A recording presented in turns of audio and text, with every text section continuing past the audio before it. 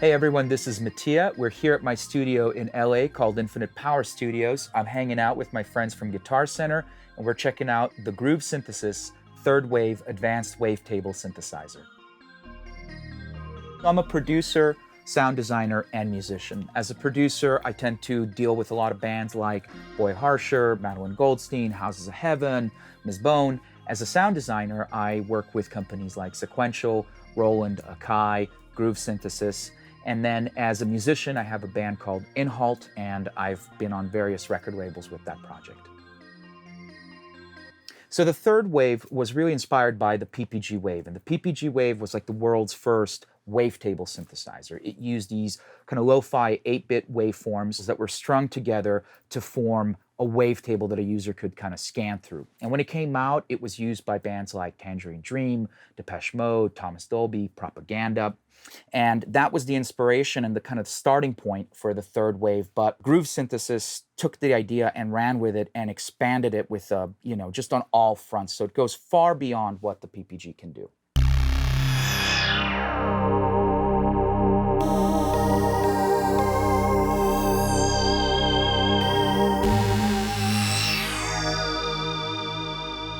So wavetable synthesis is basically, it's a digital kind of oscillator-based waveform that has a lot of different waveforms packed into one that a user can move through and assign modulation through. Now, on an analog synthesizer, you basically have like a saw wave, a square wave, a sine wave, and they're kind of fixed waveforms that you're basically running into a filter. And it's limited in terms of what kind of harmonic content and what kind of overtones you can create. Whereas with a wavetable synthesizer, you can basically create these really interesting digital sounds that you can't even do on a sampler.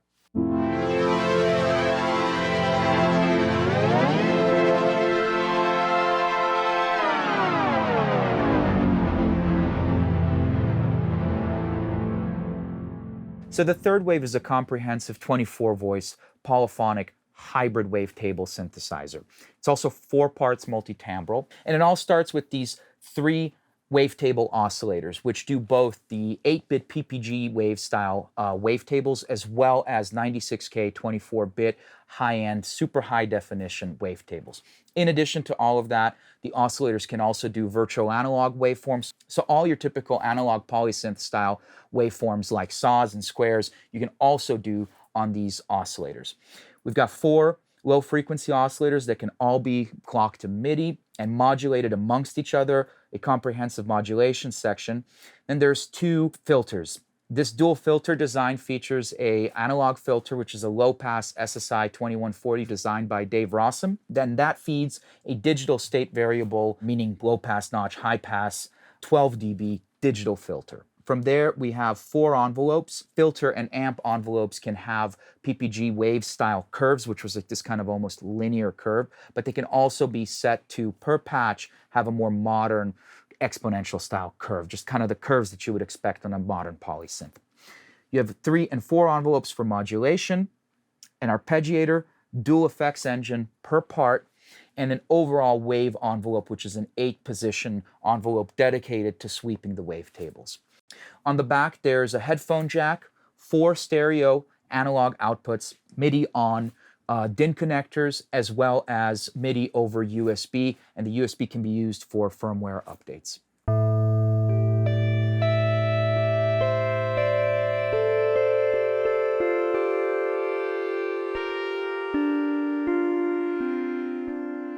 So let's take a look at the oscillators in a little bit more detail. Basically, there's kind of 3 overarching modes.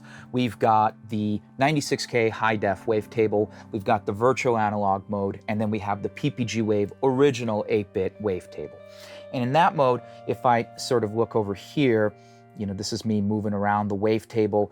The original PPG Wave basically had 64 wavetables. We have them here as well. So we can individually scan through them here.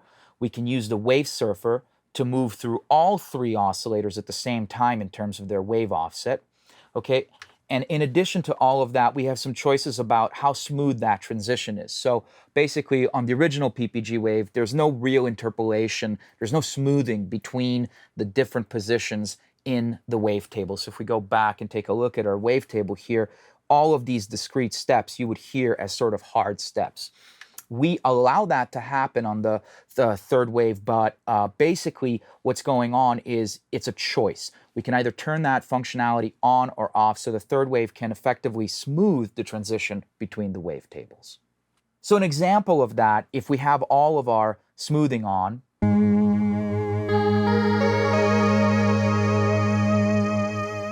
but if we turn it off,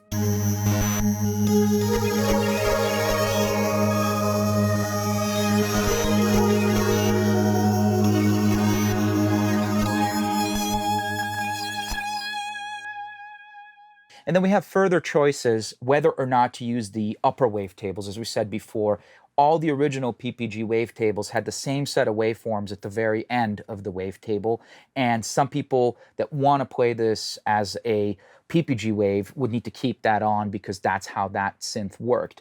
But if you want to turn that off, sometimes it's easier to program it with it off because it just won't modulate into those positions. And sometimes there's a very big difference between the wave that's on the upper wavetable versus the wave that's like coming into it.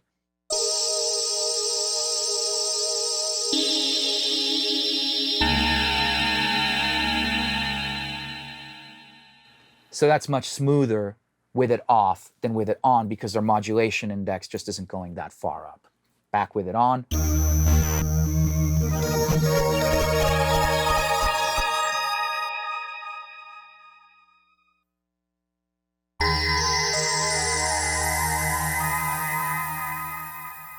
So let's check out another original PPG style sound.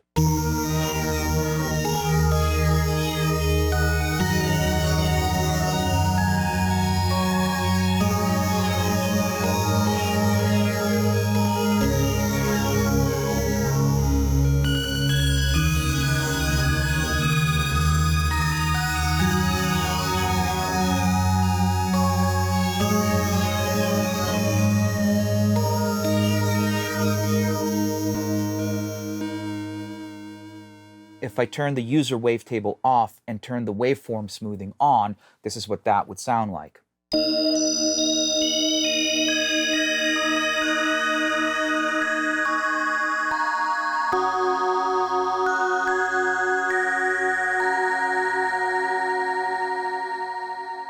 And from there, I can also use the wave surfer to manually modulate these wavetables.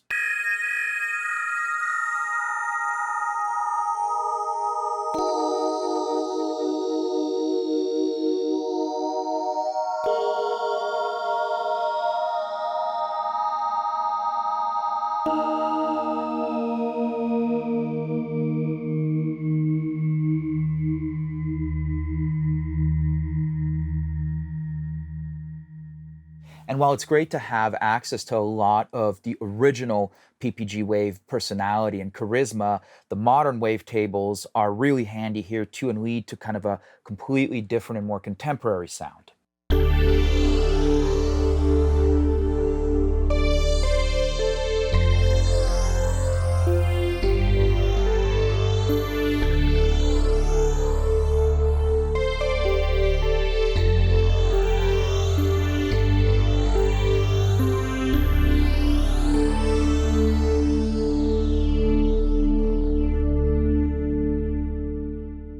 And if all these choices aren't enough, the really cool thing about the third wave is that, again, it allows you to load in your own wavetable. So you can basically make a wavetable on the synth itself, or you can just download them over USB.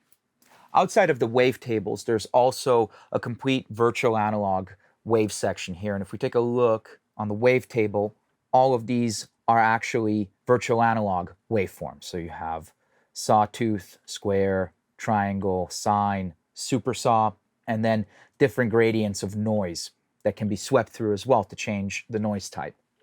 So if we listen to what the saw sounds like, this is actually the supersaw.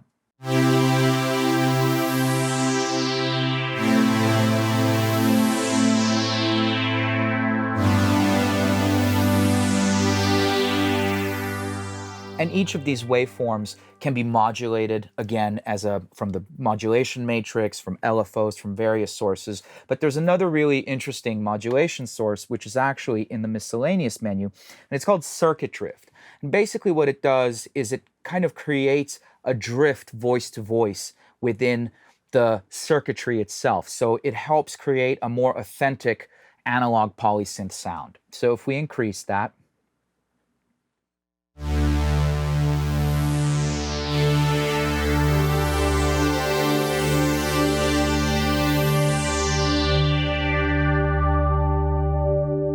we could take it way up.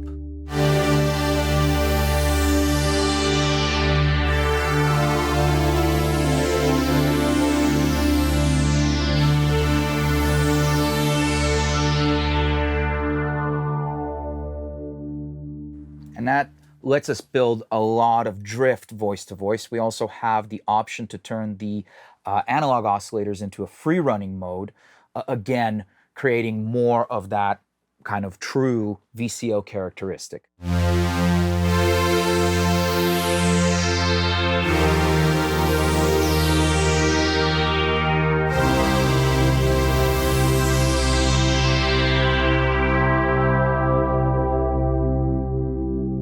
So there's a lot we can do even behind the scenes to create a more original and organic sound. The third wave also has a comprehensive effects processor built into every part of this 4-part synth. So what that means is that each part of this 4-part synthesizer can have its own dual effect processor. And within those effects, there's a bunch of different things like bucket brigade delays that can be locked to tempo, stereo digital delays, Leslie simulators, really great big reverbs.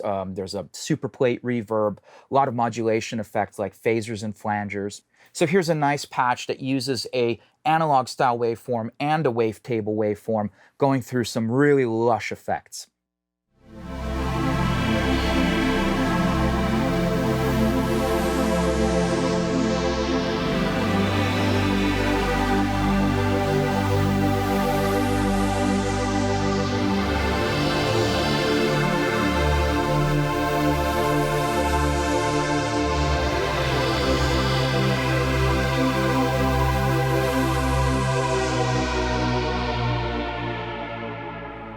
And if we turn the effects off,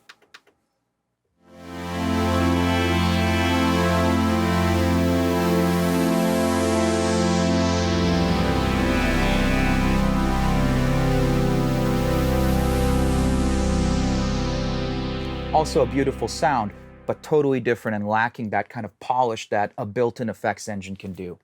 And the last part of the third wave output is this pan spread parameter, which is really cool. It's a kind of analog effect. And what it does is it basically randomizes which voices are on the left and the right-hand side of the stereo field. They can go from subtle to really profound kind of ping-pong effects. It's very, very nice.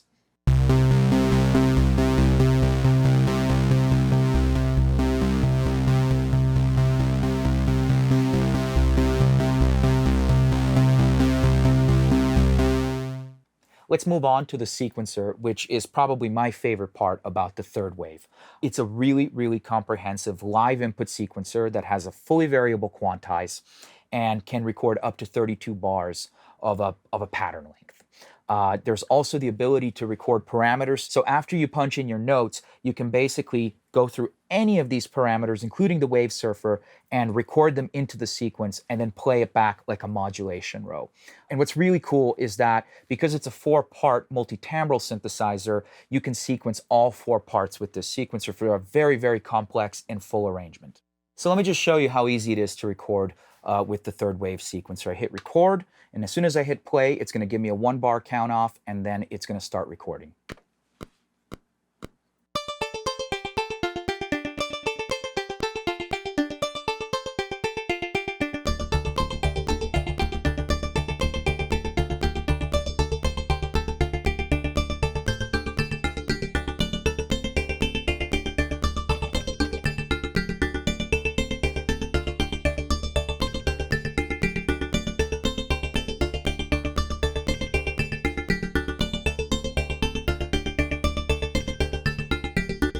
Here's another patch that shows off just how powerful this sequencer is and also shows off some really classic PPG Wave sounds. While the sequence plays, I'm going to attenuate some of the volumes of each parts to show you that you can actually perform just with attenuating volume while the sequencer triggers the sounds.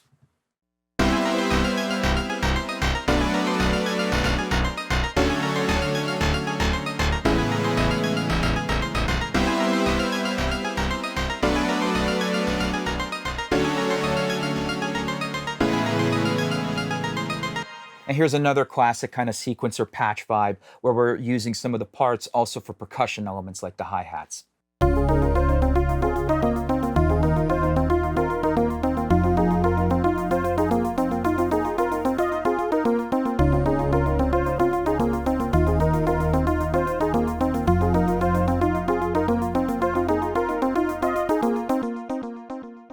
Another really great part about the third wave is the dual filter architecture. Basically, you've got a low-pass filter into a state variable filter.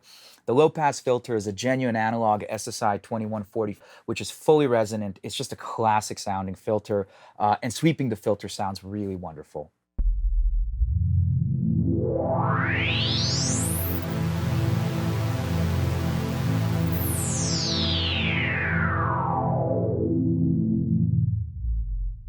What's really nice about this filter is also this saturation stage, which basically pushes the digital oscillators harder and harder into an analog filter for a really nice saturated vibe.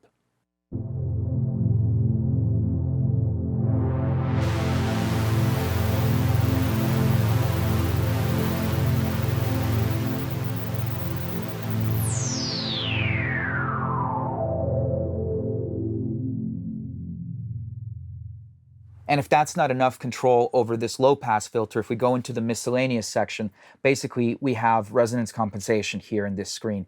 And resonance compensation in this instance both attenuates for volume and for bass drop that occurs as you increase resonance on this kind of a filter. So when you turn it on, we're basically automatically compensating that as the resonance goes up, you're not getting that volume and bass drop that occurs with a resonant filter of this type. So this is with it off, with the resonance compensation off.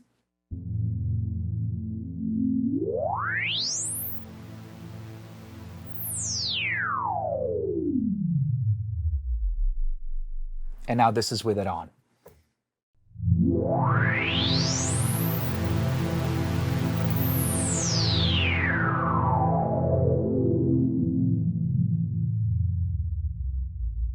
If we move on to the state variable filter, we have low pass, notch, high pass, and band pass. And this is a really great way to kind of show how awesome the modulation can work in tandem with this filter. So if we set a sound up to get a bit of a, somewhere between a notch and a high pass,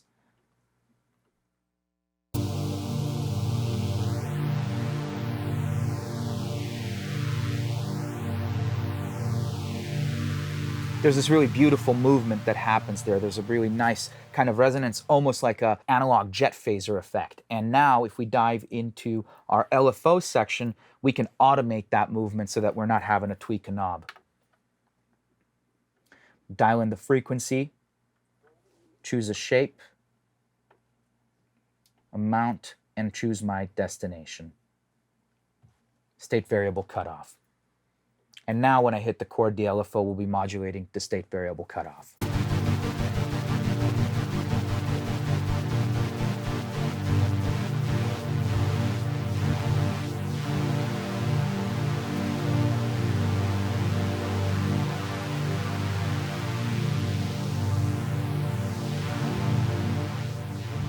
And similarly, as I was tweaking this patch, I was tweaking the rate of this low frequency oscillator, I can go into the modulation matrix and do modulation of that.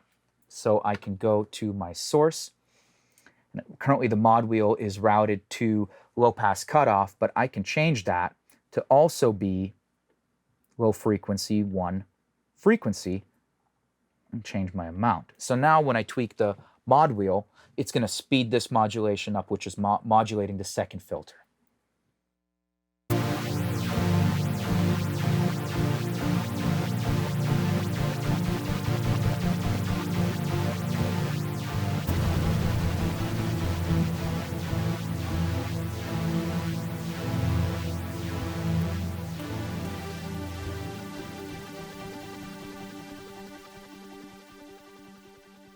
And we're just really scratching the surface of what's possible with the third wave. It's such a comprehensive synthesizer. While it does very convincingly convey the spirit of the original PPG Wave, it just goes so far beyond it in terms of its capability and also diversity in sound and the kinds of sounds that you can make with it. For me, running a recording studio and working with clients, I can line up 4 sounds very, very quickly. And with the amount of memory that's in here, save all of them without having to do, patch dumps in between projects.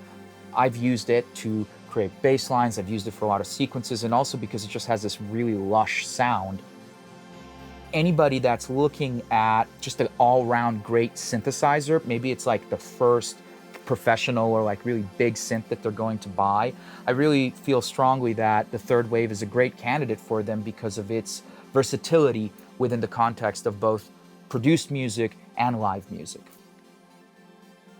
To find out more about the Groove Synthesis Third Wave Advanced Wavetable Synth, go to guitarcenter.com, contact one of their expert gear advisors, or go to your local GC and play one in person.